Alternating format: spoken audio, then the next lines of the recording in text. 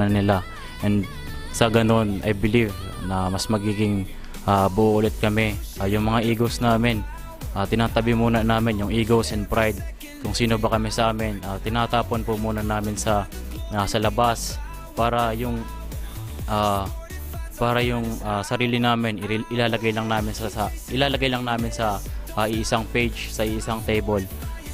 Kasi yun nga yung tinuro sa amin ni coach, mas magiging mas madali kung mas magtutulungan kami, kung mas mag-communicate kami. And makukuha namin yun through our practice, to our training. Doon po nagsisimula lahat right after the game. And pagbalik namin sa another game, another opportunity na naman, I think mas magiging confident na kami maglaro. And pag ganun yung nangyari, pag ganun yung scenario, I am confident naman na makukuha namin yung panalo or mas high percentage yung makukuha naming panalo. Wow! Okay, so it seems like yung closeness talaga and yung bond sa loob ng team, yun talaga yung kailangan i-build. Right? But anyway, since kasama natin yung mga key players ng ibang school, this season, Jade, which other team are you keeping an eye on and why? So may tina-target ka ba na player this season? Kasi medyo magagaling yung players natin, di ba? So, as of now, wala naman po kasi yun nga, kinukuha naman namin yung confident namin sa training. We always try to push ourselves to our limits naman. Mas lalo na ako kasi bilang team captain, I have to lead the team by example. So pinapakita ko sila yung value ng hard work. Pinapakita ko sila yung importance ng hard work. Kung nagtatrabaho sila ng 2 beses sa isang araw, I need to work 3 times a day para mas mahigitan sila. In a good way naman, syempre, kasi kasama mo naman yun, kakampi mo naman yun eh. So yun, as of now, wala naman po kami kinakatakutan. Hanggang matapos po siguro yung bukal kasi alam naman po namin yung limitations and mga capabilities namin. So hindi po kami matatakot kasi alam po namin isa kami. Alam ko pong may team akong tatakbuhan, may family akong tatakbuhan. May mga coaches na nag-guide sa amin. So I am confident po na maglaro this Bukal Season 7. wow, and I can sense that confidence, Jade, with your answers and the way you carry yourself. Pakiramdam ko na napakabuo ng ACL Seahawks this Season 7, and I'm happy to know that since it's also my alma mater when I was in senior high school. That's it. So ano yung team na pinaghahandaan mo this season ng Bukal? Lahat naman po namin gusto namin makalaban, pero ang gusto namin ay mapasok muna kami ngayon sa championship at hindi kami nag-estimate ng mga kalaban. Okay. And how about Dante? Wala naman po kaming inaanon pong team, pero titingnan na lang po natin sa game. Okay. So titignan na lang muna nila. I can assure the three of you na napakalaking laban ng season ng Bukal at ang dami nating matutuklasan na bagong players, bagong gameplay at bagong chemistry sa loob ng court. Kaya it seems like bawat isa sa inyo paghahanda nyo din yung kada isa eh. Wala na naman yung pakiramdam ninyo na nasa isang kwarto kayo right now with your opponents. How about Dante? Ano yung pakiramdam mo na eto katabi mo yung dalawang makakalaban pagdating ng Bukal? Outside the court po, parang hindi naman po sila kalaban sa akin. Kaibigan po. Inside the court po, may mindset po kasi kami na kahit tropa mo po, basta sa labas, tropa mo lang yan po. Pero sa loob po ng court, hindi mo po siya kilala.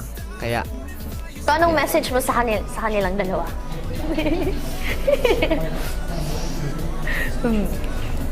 be ready na lang po. Wow, be ready! Hala! Okay, how about Jade? Ano masasabi mo dito sa dalawang opponents mo right now? Ang masasabi ko po sa dalawang kasama ko ngayon is I am very happy for them. Kasi yun nga, nililid din nila yung team. Katulad ko, nililid namin yung team. Gusto ko lang sabihin na good luck sa amin lahat. Yung season ngayon, kaabang-abang naman eh. Lagi naman. Kasi yun nga, hindi naman basta-basta. Lahat naman pinag-aaralan. lahat naman pinagdadaanan, lahat naman pinaghihirapan. So, yun nga, good luck na lang sa amin. Kung ano yung magiging preparation namin para sa kanila, so be it po.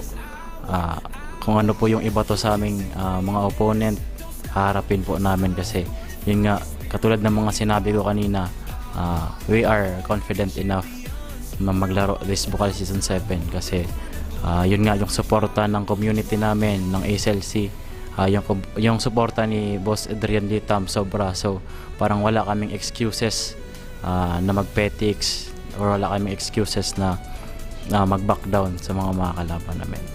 Okay, alright. So we have Be Ready and good luck sa inyo. Paano naman si Razel? Ano masasabi mo dito sa dalawang opponents mo today? Ang mga sabi ko na lang ay kita-kita na lang sa Bukal at di kami magiging kampante kasi lahat naman po kami ngayon ay bago at lalo na ngayon ang lahat na team, lahat naman lalo na kami hindi kami magkampante kasi antero lang sa amin, uunti lang kahit champion kami di ko ikampante na manalo ulit kami, pero gagawin namin lahat at pakita namin sila ng magandang laro. Okay. So now, what message do you want to send to your supporters? And please invite them to watch the opening games later at the Ateneo Gymnasium. Una-una po ay maraming salamat sa lahat na nagsusuporta sa akin at lalo na sa team namin. At supportahan niyo po kami sa darating na Bukal Season 7 ngayon na July 19. At lalo na sa NCF community, kay Pres Mario, and Sir Joel, and Sir Tracy, and Mamulaso, and sa PT namin, si Sir Jot, Ma'am Justin, and sa coaches namin na si Coach Alvin Margallo, and kay Coach Bray, and kay Coach Stingor, and kay Coach Witz, and kay Coach Wawa, and kay Coach Dante. So what message do you want to send to your supporters? And please invite them to watch the opening games at the Ateneo Gymnasium. Sa USA community po, ini-invite ko po kayo manood and sana po, supportahan niyo po kami sa laro. Can you message mo to your supporters? Sa mga supporters ko po dyan, unang-una po, nag-thank po ako kay God and kay Coach Tope po and Coach Pops. Teammates ko po sa USI, ang juniors po at mga seniors po. And sa USI community po, shoutout po sa inyo. And sa family ko po, especially si Mama at si Papa, sa walang sawang suporta po. Salamat po. And sa girlfriend ko po, and sa classmate ko po sa SBP 12 sa USI. And sa mga tropa ko po dyan sa Concepcion. And lahat na nagsusuporta sa akin, mga tropa ko sa labas. And yung mga previous coaches ko po, thank you po. And sa Pichilitos po, dahil po sa magandang venue po. And mas sa Bukal po. Yun lang. Maraming salamat, Dante. Now let's move on to... So Jade, may gusto ko bang pasalamatan or may gusto kang sabihin sa supporters mo? And would you like to invite our viewers para sa opening? I would like to say thank you sa ACLC community, especially Boss Adrian Litam. Together with Coach JP, salamat sa malaking opportunity na binigay nyo sa amin. And wait lang po. Big thank you din po sa coaching staff ng SLC, Coach Alex, Coach Enzo, Coach Bam, Coach Dol, Coach Harvey, Coach Noel, Coach Luigi, Coach JP. Maraming salamat po sa suporta and sa pag-guide sa amin na mag-strive for more and sa pagtuturo po sa amin na mas maging mabuting student athlete and at the same time mas maging better individual. I would also like to thank my family, si Mama, Dad, si Mom, sa kapatid ko kay Wewen, sa dalawa kong Tito Valjan and Tito Val Peter, and to their partners. Maraming salamat po sa suporta. Sa mga teammates ko nung Bukal Season 6 at ngayong Bukal Season 7, nakasama ko syempre sa kalokohan, kasiyahan, iyakan, tawanan. Maraming salamat sa pakikisama. Padangat ko kamo gabos. Kay Coach Mato, kay PD, Sir Arnold Dupawas, sa SBP Brest ng Masbate, sa PTR training camp, and sa mga naging coaches and teammates ko along the way. Maraming salamat po sa suporta at sa tiwala. Sa mga tito and tita ko and relatives, and sa mga taga-barangay namin na nanonood ng live coverage ng Bukal. Damo-damo po na salamat sa suporta niyo sa akon. And sana this upcoming Bukal Season 7, padayon niyo po gihapon ako na pagasuportahan. Salamat po sa tanan na pagpalangga. So since we're done with 2 of our players, let's move on naman from the NCF Cubs. We have Russell. So may gusto ka bang pasalamatan or may gusto kang i-invite na manood ng Bukal Season 7? Thank you po sa nagsusuporta sa amin, Ma'am Nel Baulaso and Sir Joel Villanueva and Press Mario Villanueva and CF Community at sa mga coaches namin. At lalo na po kay Alvin Margallo and kay Coach D Stingor and kay Coach Bray Ayo and kay Coach Dante and kay Coach Wawa, kay Coach Brito, and lalo na sa family ko at si Mama at si Mama Lola at si Papa at sa mga tita ko dyan na nagsusuporta sa akin palagi. At sana ay manood kayo sa opening sa laro namin. Shoutout din po sa mga kaibigan ko dyan sa Puerto Diaz at sa mga ko dyan, sa mga kuya ko dyan na nagtuturo sa akin, si Kuya Carlo Jonella at si Mayan Jonella. At sana po manood kayo palagi sa laro ko. At sa mga teammate ko dati, sina Sutpin, sina Kulas, sina Jake, sina Earl, sina Sadulio, Borromeo, Vargas, Jacob. Sana palagi din kayo mag-support sa amin. At sa mga bagong ka-teammate ngayon, sana maganda yung mga pagsasama natin ngayon. Thank you so much, Bukal basketball players, for sharing your passion and drive. Indeed, aabangan natin ang mga laban ninyo sa Bukal ngayong season. Up next, kilalanin naman natin ang mga seniors division basketball players ng Bukal this season. Dito pa rin yan sa newly improved and very cozy Pechelitos Resort in Magarao, and only here on Sportify.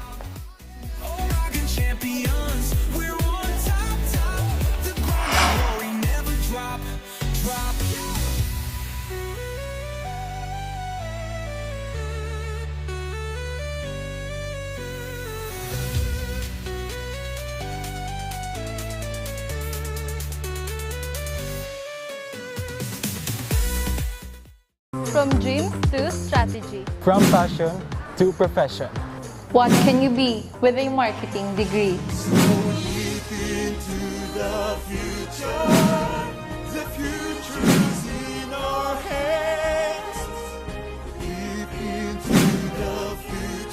We create brands that connect. Be bold, be the brand. Hashtag market your future. It all starts here at the Naga College Foundation, BSBA Marketing Management. Start your quest to success. Be a Tiger today. Enroll now. Tanga diri ko nababay na GNN TV48 Naga. Kalma! Lumipat lang ang GNN TV48 Naga sa Channel 48.1. What? Direk, ang simple lang ng solusyon dyan. Kunin ang remote, pumunta sa menu Setup o Settings, at hanapin at pindutin ang scan at hintayin. Then, boom! Balik na si GNN sa Channel 48 mo. Para sa mga balitang nanguna at napapanahon, At sa mga programang suwak sa panlasa mo. tutok lang sa GNN TV48 Naga, Bida ang Bicolano! Oregon champions, rise, rise. Sportify the fire in your eyes, eyes. Keep pushing limits, feel the beat, beat.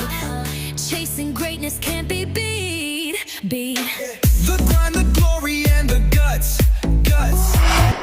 And we're back, Sportizans and Bucalistas. We're still here at the stunning Pechelitos Resort in Magarao, the perfect backdrop as we continue our pre-game conversations for Bukal Men's Basketball Season 7.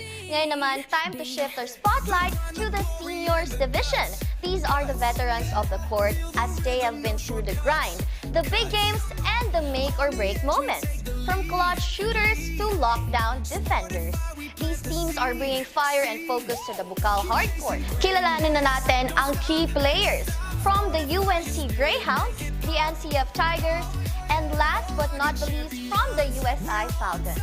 From the UNC Greyhounds, Carlo, jersey number 11, point guard. From the USI Falcons, Asibor, shooting guard, jersey number 3. And lastly, from the Naga College Foundation Tigers, Katamora, small forward, jersey number 27. Ano pang hinihintay natin? I'm so excited to get to know the key players ng bawat team. Kaya naman, let's start strong. So let's talk about Bukal and what makes it special. Ilang seasons na ba kayo naglalaro sa Bukal and how has this league changed you as a person? Let's start with one of the key players from the NCF Tigers. For me, 4 season of Bukal since junior high school. Then ang changes lang as a senior, captain ball. Then na-defend the crown. Yun lang. Okay, how about Cal? It's my 4th season and my last playing year, and Bukal is special because nagkakaroon ng strong bond between players, opponents, and coaches. And nabago ako nito dahil inano ako sa pinaka kong ugali at kung ano ang meron ako, and mas inano niya yung mga ugali kong pagiging determinado, yung pagsisikap ko, at kung ano ako ngayon dahil yung sa Bukal. So actually, na-mention mo na last playing year mo na siya. So ano yung pinagkaiba ng first playing year mo ngayon sa last na? First playing year ko as a rookie, syempre una nakakaba, and syempre parang naninibago pa sa kultura. Pero ngayong na last playing year ko na, ako naman yung nagagabay sa mga rookie and sa mga darating na player. Maraming salamat, Carlo. Now let's move on to basketball. So, since junior high school, nag-start ako ng Bukal 2 years from grade 11 to grade 12. And ngayong senior year ko, ko pa lang, kumbaga, 2 season sa Bukal from NCF ngayon sa USI.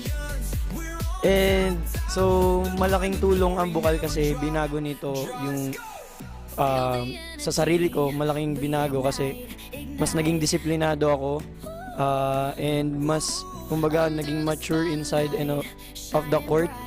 And kumbaga, as a senior sa team namin, mas nagagabayan ko sila, and yun, mas natuturuan ko sila sa mga experiences sa basketball. I see. So Kuya Julark, ilang seasons ka na naglalaro ng Bukal? Overall? Overall? Yeah. 4 seasons. 4 seasons. So ever since junior high school, diba? Yes po. Wow. So how does it feel? Masaya, pero di pa rin nawawala yung pressure kasi malaking kumbaga ang expectation sa amin nila coach malaki, so kailangan namin yung suklian talaga. Now that you've mentioned it, Kuya Julark, since you've been playing now consistently for 4 seasons, what's your best memory of Bukal basketball? So probably a winning or even a losing moment na hindi mo na, or should I say, na tumatak sa'yo as a person? Yung para sa akin yung last season po. Kasi yun yung kumbaga comeback year ko sa USI.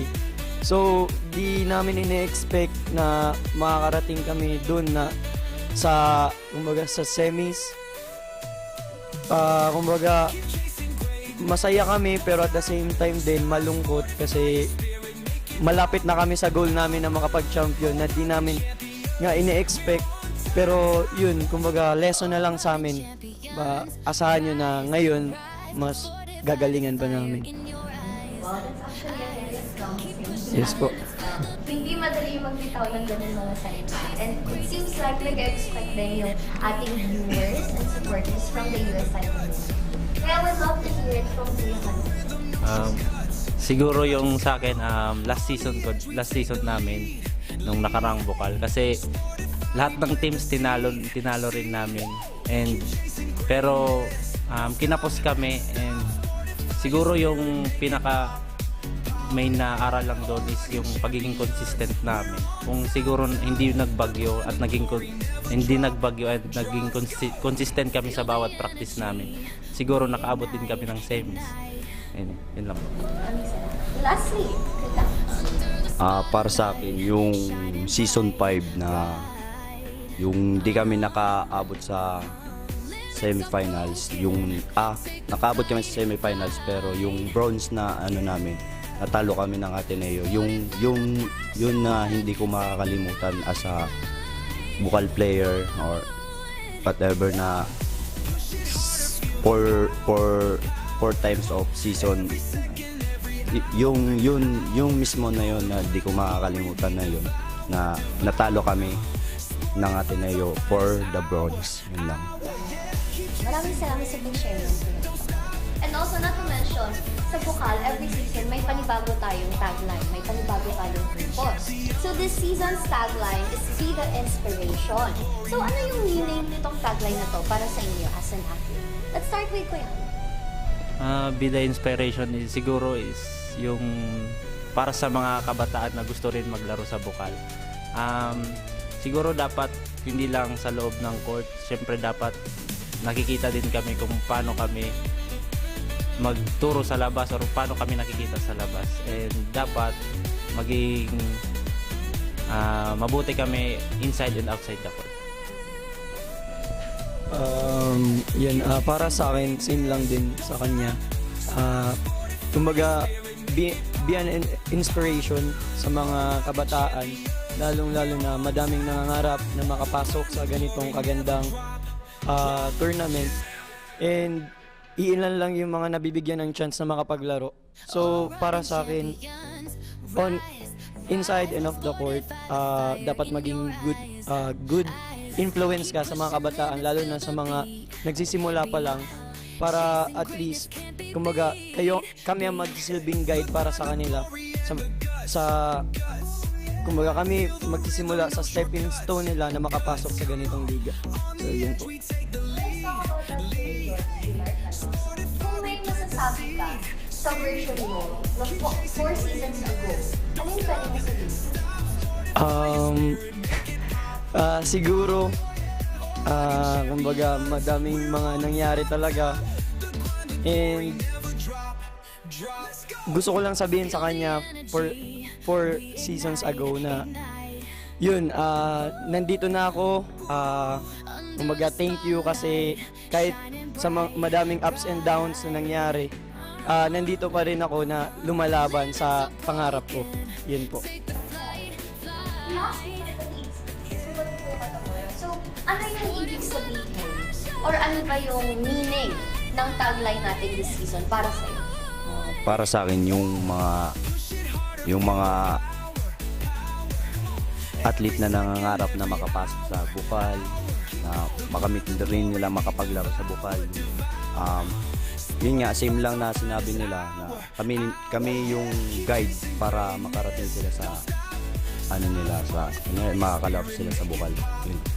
So, Kuya Tamora, back then, before you started basketball, meron ka rin bang inspiration? Let's say maybe a basketball player na you look forward to? Sa akin, family ko lang, and si Papa God na nagagabay sa akin palagi. Then si family ko nagsusuporta palagi, then community, yun lang. And also not to mention, Kuya, you're one of the key players ng NCF Tiger. So what does it mean to carry the weight of being one of the senior key players? So, syempre, it's a lot of pressure. Opo. Paano mo siya nakakarry? Paano mo siya nakahandle? Kumbaga, hindi naman ibig sabihin na ikaw yung captain, kumbaga ikaw lang magdadala ng lahat. So, andyan din, ang para sa akin, mas maganda kung magiging open ka lalong-lalo na sa mga teammates mo. Kasi yung pressure, hindi talaga yan mawawala eh. Pressure sa loob ng court, pressure sa mga coaches, pressure sa mga nanonood, syempre. So, para sa akin, dapat maging open ka, lalong-lalo na emotionally, kasi mabigat talaga as a leader na ikaw yung nagdadala sa kanila. Kasi pag once na, sabi nga ni coach, once na sumabog ka, lahat yan apektado. So, kailangan mo talaga maging, anong tawag dun? Yeah, yan.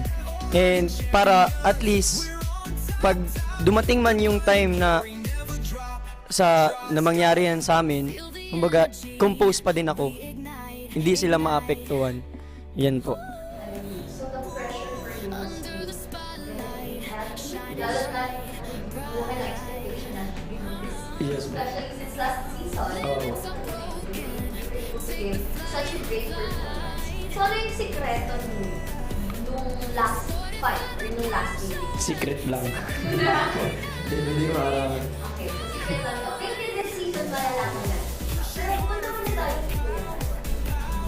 So what does it mean to carry the weight of being one of the senior leaders? Kagaya sabi ni Julard, syempre dapat compose ka lang, and lastly yung pagiging consistent, lalo na sa hindi lang sa performance ko kundi sa ibang bagay din, kunyari sa pag-aaral. Dapat maging lead by example ka palagi, and yun, dapat wag kang kakabahan at lagi mong tuturuan yung mga rookie ng team. Maraming salamat po. Para sa akin, yung napipressure kami para yung i-defend namin yung crown para ngayon this season.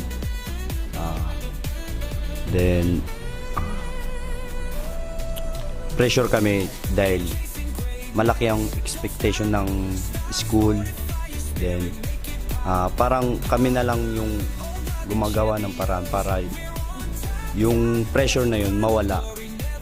Na halimbawa sa training, ini-enjoy na lang namin, nagkasama-sama kami para yung pressure na yun hindi namin madala sa loob ng court. Yun lang. I agree with that. So, pag maganda yung pakikisama mo with your teammates, pag nakaka-face ka ng defeat or ng loss, medyo napapagaan mo ng konti yung vibes, diba? But anyways, kapag naglalaro tayo, not just in sports but in life, hindi tayo palaging nananalo. So, how do you define failure and how do you define success? Now, matapos lahat ng pinagdaanan ninyo as a collegiate basketball player who are bound to enter the reality of life soon after college. So, medyo mabigat yung question natin kasi it doesn't talk about basketball lang, but life itself, diba? So, kuya, ano? Siguro failure kung hindi namin in-apply yung mga sinasabi sa amin ng coach at naging failure kami sa buhay. Hindi kami nakapaghanap ng trabaho, ganun, and hindi kami naging successful sa buhay. And success naman kung sinunod namin yung mga payo nila and naging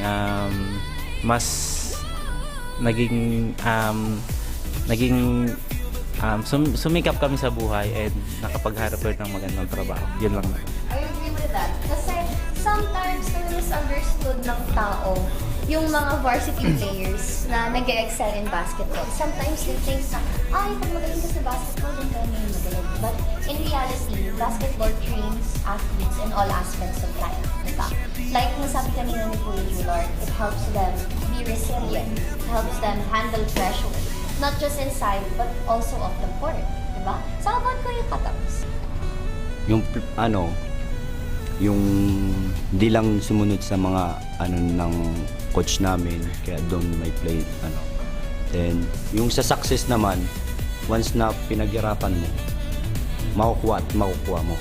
Tulad ng last season namin, nung season 6, di naman yung inaasahan na magcha-champion kami kasi tie kami sa 4 wins and 4 loss. Kaya nagtiyaga kami para ma-success namin, makuha namin yung inaano namin. Kaya yun ang para sa akin yung success na yun.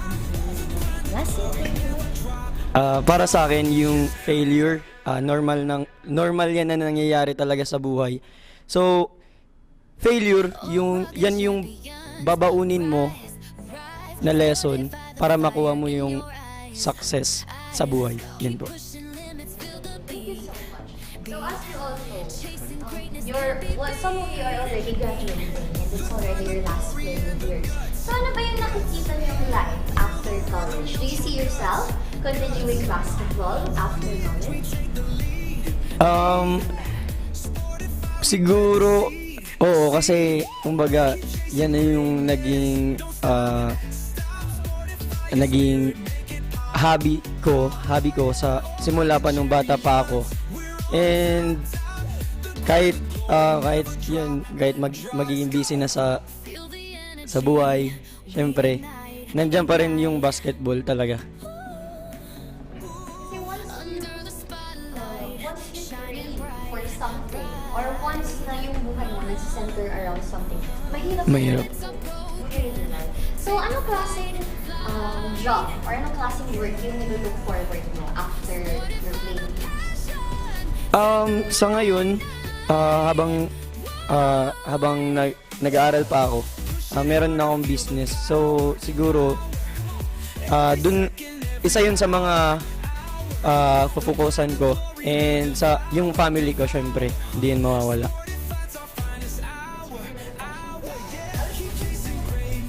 Siyempre, unang-una, hindi na yun mawawala kasi nasa puso na namin yung mga manlalaro. And siguro, hindi na lang magpo-pro. Pero maglalaro pa rin para sa health namin at kung anong kinakasaya namin sa buhay. Yun lang po.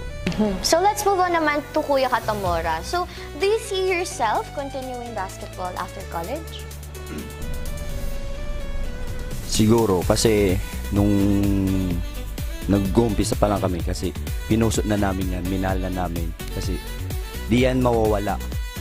Kahit matanda na, may magkapamilya na, may trabaho na, di yan mawawala.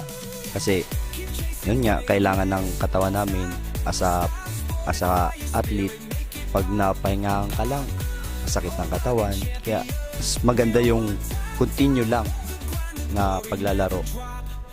So, madami kayong supporters and medyo mataas yung expectations ng mga tao sa paligid nyo para sa Season 7 ng Bukal. So, kanino ninyo dinidedicate yung magiging laro ninyo for this season? Siyempre, una sa family ko and sa buong UNC community, sa mga sumusuporta sa akin, doon ko dinidedicate kasi sila yung nandyan sa akin sa una pa lang and sa huli. Yun lang. Kuya Lard? Dinededicate ko yung ngayong Season 7. Yan, sa family ko, kay God, syempre sa USA community, sa mga teammates ko, sa mga coaches, and sa mga taong sumusuporta sa amin. Yun po. Lastly, Kuya Tams?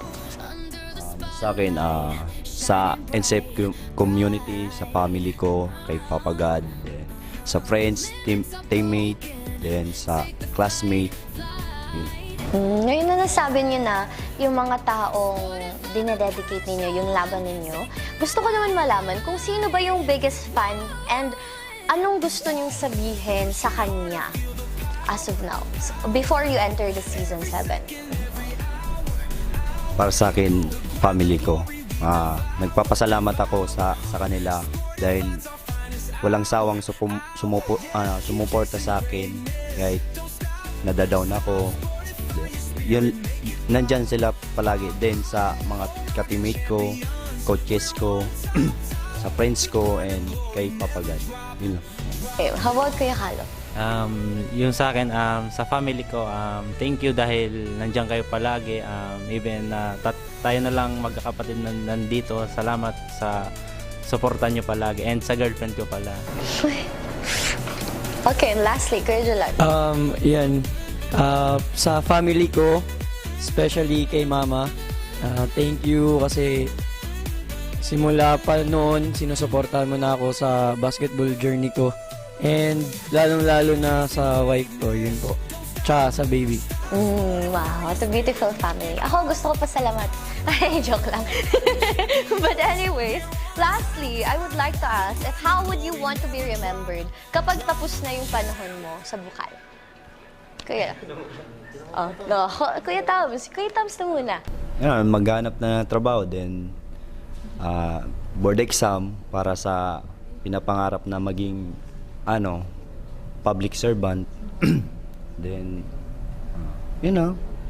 laro pa rin kahit may pamilya na or whatever, may trabaho na. Yun lang. So Kuya Tams, as a player, anong gusto mong remembrance sa'yo ng tao? Yung champion, yung nakikita nila sa akin, attitude, yung good friends, yun lang iano ko sa remembrance sa kanila. Then yung araw-araw na kasayahan. Wow, napakaganda. Now let's move on to Kuya Kalo. Siguro sa akin, pagiging magandang example as a student athlete, and syempre dapat yung maiwan naming legacy para sa UNC. Yun lamang. Lastly, Kuya Jular. Kumbaga, gusto kong matanda nila ako na isa sa mga nagdala sa USI na maging champion sa Bukal. Yun po. Maraming salamat, Kuya Jular. Thank you to our senior players for sharing hearts today. You've shown us that basketball, especially at this level, is not just about skills and physical strength. Kailangan din ng larong may puso. As we gear up for the official opening of Bukal Men's Basketball Season 7, we'd like to thank Pechelitos Resort here at Magaraw for hosting us this morning. The renewed vibe and the view of this place is just the perfect venue to kick off another unforgettable Bukal season. So Bukalistas, let us all find out who will rise, who will fall, and who will take the crown this season. The stage is set, the spotlight is on. Again, thank you so much, Sportizens and Bukalistas. Champions, we're on top. The grind, the glory, never drop. The grind, the glory, and the guts. We live it, we breathe it, and we bring it to you every time. Ihahatid namin ang pinakamalalaki at bidang liga. Catch us every Saturday, and don't forget to follow and subscribe to our official Facebook page and YouTube channel, GNN TV 48 Naga, Bida ang Bicolano, and Oragon Sports TV, Liga ng mga Kampiyon. Keep pushing limits and keep chasing greatness. I am Shulamar Zaimaniano, and this is Sportify. Keep chasing greatness. Don't stop. Sportify your spirit, make it pop. Oh, rugged champions, we're on top. The grind, the glory, never drop. Yeah. At the heart of every dreamer lies the future of limitless possibilities. At Naga College Foundation, we understand the journey. With proper guidance, inclusive community, and state-of-the-art facilities, your dreams can become a reality.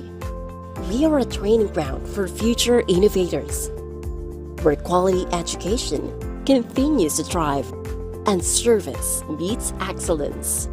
We develop students for more than a career. We equip them with the right skills and attitude to leap into a future of limitless possibilities. Your future is waiting. All you have to do is to begin. Meet your future self and choose NCF.